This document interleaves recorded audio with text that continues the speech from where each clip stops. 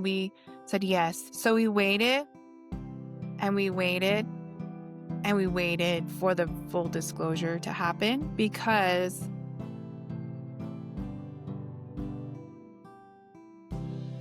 Hi, welcome to the One Tough Mama podcast. I am Christine Siddons, and I am so glad you're here. I am a Christian wife and a mom to 8 children, and 6 of our kids are adopted. And I say that to preface my podcast because this is part 3 on our adoption story.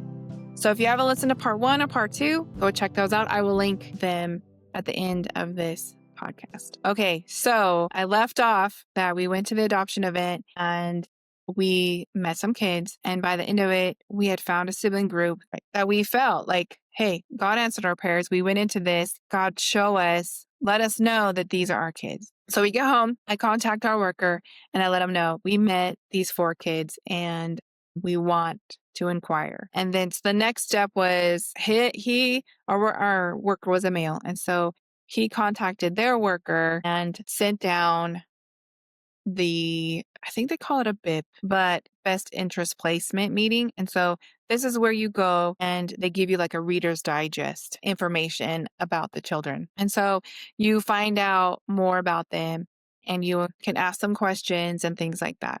So you find out kind of why they came into foster care. You find out like what grades they're in, how they're doing in school. You get some records on them. And then some of the information that you find out, because we've been in other BIPs before. So some of the information you find out at the BIP, you're like, no, we're not the right parents. We're not the right family for these kids. And then no further, you don't go any further. And so after we had gone through the BIP, found out more information about them, we were like, yes, we still want to move forward. And after every meeting, we didn't say yes right away. We said, okay, we'll go home, we'll talk, we'll pray. And that's what we did. So we went over it and we talked, we prayed. And my husband and I, we were all, we want these kids, we want these kids. And my son kept talking about the 7-year-old. And of course, the little one was just like, yeah, everybody wants a little one. And the other 2 as well. The 10-year-old boy was just quiet. And then the sister, like I said, she was suspicious towards me, which understandably. But after you go through the BIP and you find out like a Reader's Digest version about the kids, some information about the kids, their background a little bit, then you go to the next phase. And I'm not sure they call it full disclosure. So then you go to full disclosure phase. And once you get to the full disclosure phase, then you get all the records and as much of the lowdown, the dirty details as possible, supposedly. And then you're also able to contact the foster parents and ask them questions. You can contact therapists, you can contact teachers, anybody that's involved in that child's life, you can contact. And so, okay, so we went to the BIP, we said, yes, we want to go to the next stage. And then we had the meeting, the BIP, and then we said, yes. So we waited and we waited and we waited for the full disclosure to happen because the city where the kids are from, they had a broken copy machine. So here's the thing. This is a government ran office, right? Foster care is government ran. And of course they can't just go down to Staples and copy these kids' records because they're personal, private information. But I remember calling and calling and calling. And I was like, can you take it to a hospital? They deal with private records all the time. Can you take the information to the police station? They deal with private information all the time. No, no, no, no, no. Like, we have a broken copy machine. We can't copy anything. And I'm sitting here, my husband and I are just like, we want this process to go faster. We're anxious to get all the details we can and find out, make sure that we're a right fit for these kids. And then we also knew that these kids met us. They spent time with us at the adoption event and they seemed to like us and they knew why that the parents were there. And so in my heart, I'm like, these kids are waiting and it's taking a long time. And so are they thinking they don't want us? Those people we met, they don't want us. Where are they? Because, the worker is not going to tell the kids, hey, that couple that you met at the adoption event? they liked you. And we went to the first meeting. They're not going to tell them the whole process. Those kids go back after the adoption event and they go back to their regular day. They go back to daycare, they go back to school, whatever their regular day, the regular life is. And these kids, they were in 3 different foster homes. So they went back to their regular life, not knowing if anything came out of that adoption event, if nothing. They didn't know anything. And so I was getting very frustrated, not only for us, but for the kids. So a few months passed, a lot of phone calls, a lot of prayers, a lot of just like, what in the world is going on? I can't believe, like, you guys, it's not just us that are getting affected by the broken copy machine. Because if you can't make copies for us, you can't make copies for anybody. So all these other families, kids, situations are being affected by a broken copy machine. So basically the whole system in that office is on hold. It's on pause because they can't make any copies. And I'm just thinking, how can you do your work with no copies? And this was in 2014. So I ended up emailing the governor of our state, which they ended up sending me to the lieutenant of the governor. And I complained and I said, this is unacceptable. These children, this office, there's more situations. Like I said, people's lives are on hold. Children's lives are on hold. Families can't get their kids back. Families can't, there's hundreds of different situations that were affected by the broken copy machine. So I said, this is unacceptable. You need to do something. And basically, they did. So point of the story is complain, go higher, go higher, go higher if you're not getting satisfied. So anyway, that office ended up getting 2 brand new printers. Okay, so once they got their printers and we were able to, so what happens is their worker, caseworker L, she came down and there's 4 kids. So binders, we're talking big binders, bigger binders than I've ever seen of information per kid, right? So they're coming down and they're like, you can take these binders home, read through them, because obviously we would not have time to read through them and ask questions. They gave us the phone numbers of teachers, therapists, the foster parents. I think that was it. But you could access their records and all that stuff. So I think we took, I felt like a month to go through their paperwork, to make the phone calls. I don't know, but I know I was on top of it. And I was working pretty full time at the time. So I would spend as much time as I could reading the papers, calling, and we would talk to, I remember, because there's 3 different foster homes that we had to talk to. And one of them was in a Spanish speaking home. So I actually had to get a interpreter for those conversations. And that was for the little one. And so, which is probably better, because for the 2-year-old, I didn't have as many questions as I did for like the 9 and 10 and 7-year-old. So I remember the interpreter, we had to meet, and you have to plan these phone calls. And generally the caseworker is involved in it's part of the planning. So I take notes and I call back. Okay, now what about this? And then what did you do in this situation? And, you talk to the therapist. Hey, the foster mom said this. Well, no, it's like this, So you kind of just like, I ask a lot of questions. And I always tell people, if you are going to adopt, ask. If you are going to go through the foster care system, adopt kids, foster kids, ask more. Like, too many questions are never too many questions. So during the phone calls, our 7-year-old was with a single foster mom. And so I remember at one point I was like, are we going to have to go get him? Do we have to bring him early? Do we have to like make some kind of a situation? Because the foster mom was having serious health issues. And so it all worked out. She's fine. Then, so after we talked to all the foster parents, the therapist, we even talked to a teacher, and went through the paperwork and did a lot of praying, a lot of talking, and what about this and what about that? We said yes. So we had another meeting and we said yes. So the next phase after that is you start phone calling the child. Again, it's set up with the caseworker. So the caseworker kind of coordinates between the foster parent and us. And then, so the 9 and 10-year-old, we would have to leave church because it was always on a church night. And then so my husband and I would leave church and we would go sit in our car and we would like FaceTime them. And we still have like pictures of the FaceTiming sessions that we had. And then our 7-year-old, again, he was one of those bing, bing, bing, bing, bing kids. And usually when we would have a phone call with him would be like a foster brother's basketball game. So it was very hard to hear him. And he wasn't really wanting to talk on the phone anyway. But we would just touch base with him and just, hey, how are you? And just, kind of just start slowly building that relationship up. And then with a 2-year-old, we didn't call because he's too. So that went on for like 3 weeks, I think. Then the next phase is we went up to their city for the weekend. So we went up to their city and we all stayed at a hotel. We went to house to pick them all up. And then we stayed at a hotel and then spent the weekend with them and then dropped each of them off at their respective foster homes and then came home. And so while we're doing the phone calls, while we're doing the visitations, we're prepping our home. So we are getting what we did. We had a 3-bedroom home with a couple of bedrooms like in the garage. So we took one of the bedrooms. Our oldest son wanted to sleep out there. So we moved him out there. And then I designed it. My husband made it a three bunk bed, a bunk bed with 3 beds. And then my husband was making that. And then we ordered the bed and painted the rooms. I was trying to find out like what the little girl was into. Do you like flowers? Do you like, did she want a really girly room or not so? Because, she's 9. She was almost 10.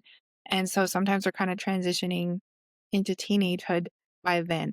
So I was just kind of trying to find out like what their interests are. And I remember I found 3 really cool matching bedspreads for the boys. They were orange and gray, and then kind of modified the curtains. So they were gray with like an orange border. And we just got everything ready. We got dressers for each of them. And a lady in church who is also an adoptive mom, she made church bags for each kid. And then we hung them like up so they could see them. We just really like individualized the room as much as we could without them helping. And also part of the pre-adoption or before you bring them home, you send them a booklet, like a photo album. So your photo album so that they can kind of get to know you. So the photo album has a picture of like you and your husband, the house, their bedrooms, and then like if you have animals, if you have any other family, the schools that they would be going to. Since we go to church, we took a picture of our school and then like the children in the children's church. We had chickens at the time. So the photo album, and it was just like one of those really 4x6 flip photo album books, just a real cheap one. So we made 3 of them. They each had one. And the 2-year-old, we didn't make one for, I don't think. And then we wrote a little bit about ourselves so they could kind of get to know us as well. So then when we went up there for the weekend, we stayed at a hotel and with a pool and all that. And we went. And before this, let me back up. So when we said yes after the full disclosure, I remember a phone call. And then at the time, like I said, it was 2014, we were able to like text pictures. So the caseworker, Elle, had the 3 older kids. She took them out to Sonic to like get a drink. And that's when she told them that we are going to adopt, that we want to adopt them. So she took a picture of the reaction, which was really cool. And then so we took a picture of our reaction of her telling us that the kids were like, yeah. And so we have our reaction pictures and that's cool. And then going up there, it was my son didn't come. So it was my husband and I, and then the 3 kids. We went to the first house and the older kids were in a nice house. And so we met them and picked them up. And then we picked, each one of them, I think, just came with a bag. The 2-year-old, he came with like, I think the foster mom's daughter came up because she could speak both languages. So she spoke English. And so that was easier. And then we even all went out to eat. And that might have happened after our first visit. I think that's yes. So after we brought them to the hotel with us, when we took them back, we all met, all of the kids, my husband and I, and then each foster parent, we all met at like a Denny's. I forget exactly if it was a Denny's, but it was like a Denny's. And we all had lunch or brunch. And then that's how we got the kids back to their foster parents. And then everybody went back to their respective homes. And I remember the toddler's foster mom and her daughter were sitting next to me and I was asking questions and we were just, just getting to know the foster families and things like that. So that was pretty cool. During the hotel stay was fun, interesting. and an eye opener as well. The 2-year-old, he had like a block set of different colors. He kept lining them up on that like air conditioner heater that's on the wall unit. He kept lining them up and he didn't really speak anything. And so trying to communicate with him was very hard and he didn't really make eye contact. And then a lot of them were just full of questions. The sister just wanted to take pictures on my husband's phone. And then I remember we were going down to the pool. And then this is the eye-opening part. So 10-year-old, we were getting into the pool and but we were actually getting in or drying off. He asked me some questions about my husband. Does he blah, blah, blah? Does he do this and this and this? Stuff that he experienced with his biological family. And I was like, no. He's never, I've never, and we will never. And so he was like, okay. Again, the 10-year-old, he didn't talk much. He's not much of a talker. So when he talks, you pay attention. And when he talks, he means what he says. And so they just had a good time swimming. And I kind of just stayed on the edge with a 2-year-old. He didn't have any pool diapers or anything. So his regular diaper just filled up. And like when it gets wet, it turns into those like little gelatin globules. I was just like, oh my gosh. So I had to take him out of the pool before it all went into the pool. Anyway, we had a good time. And I remember asking them, okay, hey, so where's a good place to eat? Where do you guys want to eat? We went to a Mexican restaurant and that they recommended, and it was good. And I remember, okay, again, we're used to dining with 2 kids, taking 2 kids out. And here we are with 4 kids that we really don't know. And then a toddler at the same time. And a couple of the kids were just question. They want your attention. Like they want you like this. Okay. And people needing your attention. That's like right here. Like, no, I'm not even exaggerating. They're right here needing your attention. And so I said, you know what, Robert, you just order. I'm going to sit down with the kids, get a table, and you just order, and we're just going to eat whatever you order. And so we ate at 2 different Mexican restaurants, but this one, it was just kind of a blur. We have pictures, but it was really a blur just because it was just like the questions, the talking, trying to keep some of them had such high energy and it was just like, oh man, And so I remember leaving that restaurant and we told the kids, hey, you can call us what you want. You can call us Robert. You can call us Christine. You can call us mom. You can call us dad, whatever you want to call us, obviously, as long as it's respectful. And so a 10-year-old, he said, I'm going to call you mom and dad. So he called us mom and dad. He was the first one to call us mom and dad. I remember leaving. We spent the night at the hotel.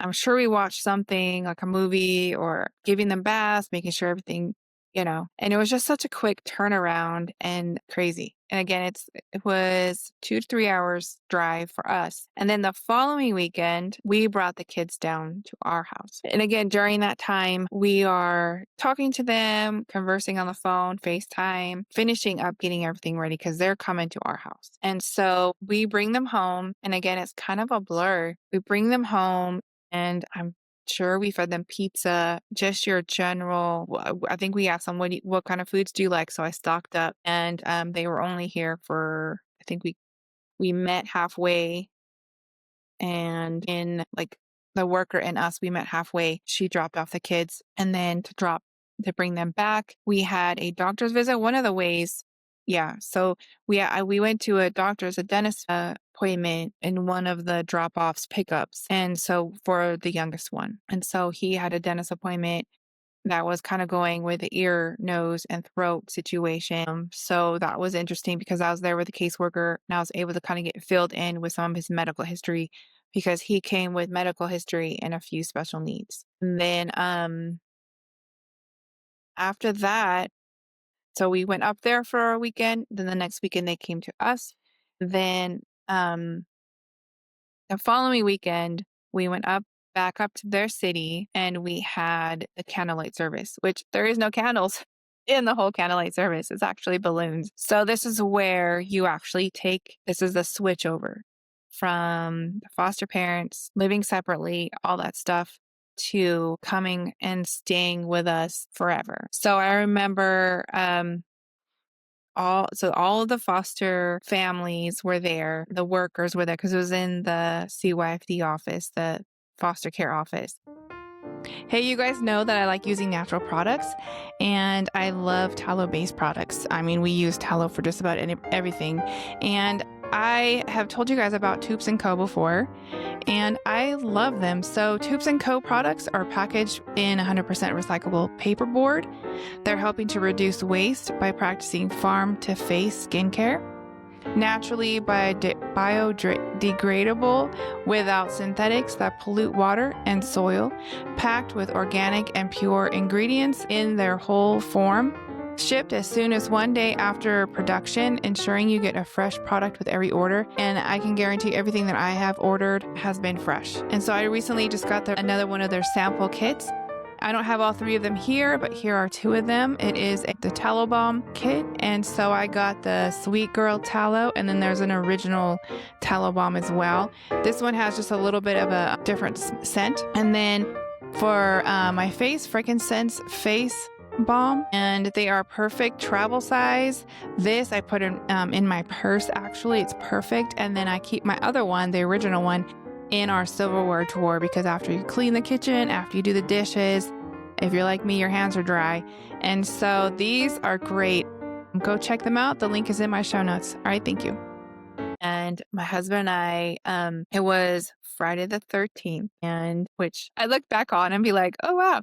Anyway, so it was Friday the 13th, and obviously Valentine's Day, we weren't going to be able to go out. So my husband and I kind of did like a little coffee date, and he bought me this shirt. So we're right next to a southern state. And so happy it's Valentine's, y'all, or something like that had y'all in it. And the city that my kids are from, everyone says y'all. And so I was like, I gotta get this shirt. So that was my Valentine's Day present. And then we went to the store, we bought each of the foster moms a bouquet and their caseworker. And so at the ceremony, I presented each foster mom and then the caseworker L with a bouquet.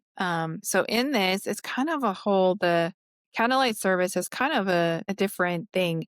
And they're actually the only ones that we've had this for. So outside in the parking lot, we had actually balloons. So we had the 4 kids and my husband and I forget why my son couldn't come, but my husband and I and the 4 kids, and we had our truck because we had to take everything. Each time we would get together with the family, we would bring a little bit more of their stuff home.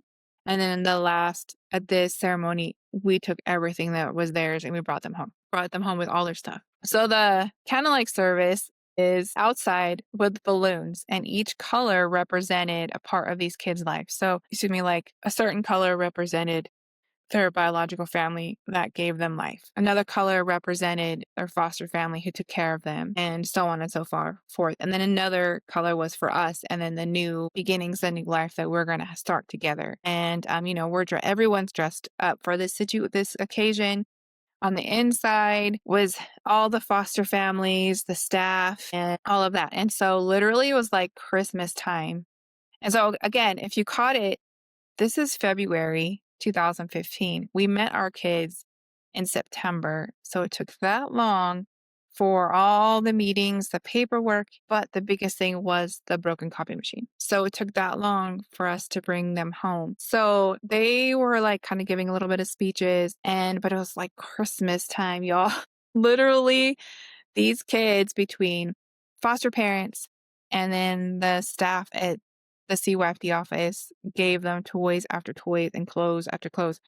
And so we even had to take more stuff home. And then we had cake and we got to meet some of their foster siblings and things like that. And it was just kind of chaos. And if you've ever adopted kids, more than one, or a sibling group, you know the chaos that I'm talking about. And then you have to sign papers and do official stuff at the same time. And so I remember at one point of this whole ceremony, some of the staff came in and they were like, she's the one that got us the copiers. And they were like giving me hugs and, so they were so thankful that I took it up and I fought for them to get a printer and copy machine. And so I remember one thing distinctly that our 7-year-old's foster mom told me. She pulled me aside and she said, he lies. And she told me he lies. And I'm like, okay, we're parents. Okay, yeah, I understand lying. She said, no. He lies. He will convince you that the sky is not blue. And I was like, okay, we can do this. We could do this, right?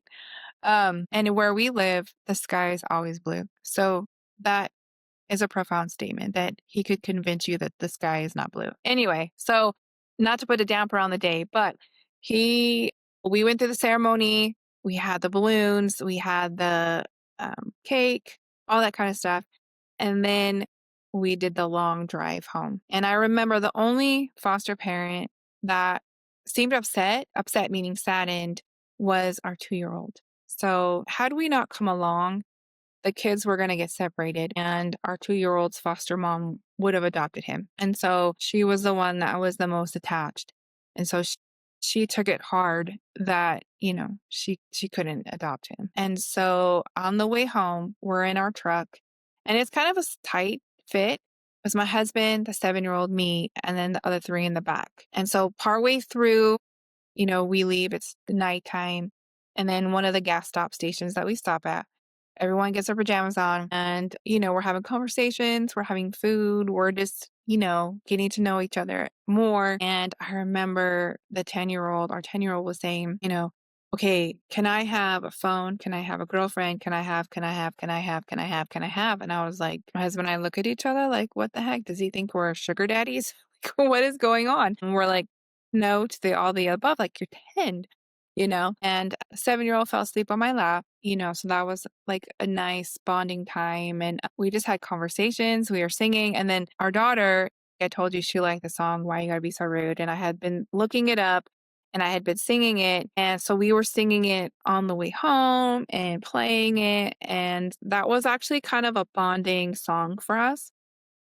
Has nothing to do with the words. It's just the song and something that we clicked on. And during those times when the copy machine was broken and it was a holdup on the whole adoption process, I would play that song. And I was just like, okay, God, I know that these kids are ours and I know you're going to make it happen. And so that song still for me has a good place in my heart. And so anyway, we get them home and it was like late at night. I don't remember how late, but it was late. And then the next day was my daughter's birthday. So before we left to go pick them up and have the whole candlelight ceremony, my son and I, we decorated the house in Valentine's colors. And so we had asked her again, like, what do you like? We didn't really have a theme. We just kind of did what kind of cake she likes and that kind of stuff. And then her foster family had asked if they could come down for her party. And to be honest with you, that was awkward. But we said yes, just to kind of help the transition. I think they had a really nice house. And they're older than us. I don't know, maybe it was just me, but I felt kind of judged. But anyway, so they came for the party and we just kept it very simple because at that point they didn't have any friends and nobody really knew them other than the couple of times that they visited. A couple of the church people, maybe, but we just kept it real simple. So I gave her a gift that was similar to something that her biological mom had said.